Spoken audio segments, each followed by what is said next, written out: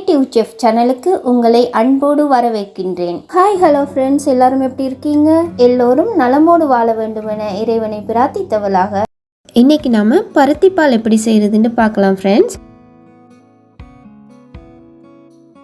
பருத்தி விதைங்களை நல்லா தண்ணியில் ஊற வச்சாதான் இதுக்கு மேலே இருக்கிற இந்த பஞ்சும் போகும், அதே மாதிரி நல்லா பாலும் எடுக்க முடியும். இதனால இது ஒரு 7லேருந்து 8 மணி நேரம் ஊற வச்சிடலாம். நான் காலையில் பருத்திப்பால் செய்ய போகிறபடியா இப்போ நைட்லேயே இதை நான் ஊற போட்டுக்கிறேன். ஊற போட்டு இதை மூடி விட்டுறலாம். பருத்தி விதை மூழ்கிற அளவு நல்லா தண்ணி விட்டு இதை ஊற விட்டுருங்க. ஃபர்ஸ்ட்டுக்கு அலச தேவையில்லை, ஊறின பிறகு இதை நம்ம அலசி எடுத்துக்கலாம் ஃப்ரெண்ட்ஸ்.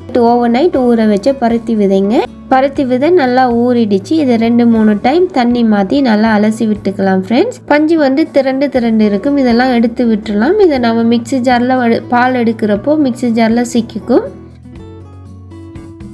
முதல்ல விதையை மட்டும் அரைச்சி எடுப்போம்.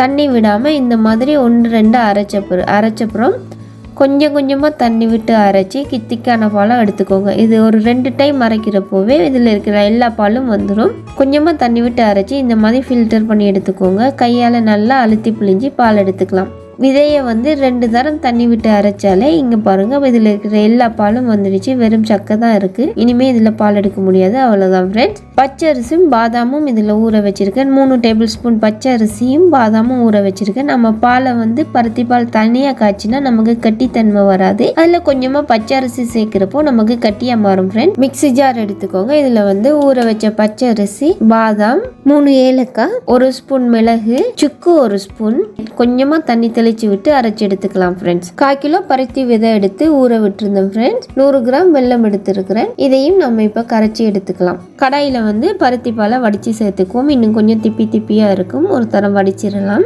அடுத்து இதில் பச்சரிசி அரைச்சோம்ல அதையும் சேர்த்துடலாம். அரைச்ச பச்சரிசி சேர்த்து நல்லா மிக்ஸ் பண்ணி லைட்டாக கொதிக்க விட்டுருங்க.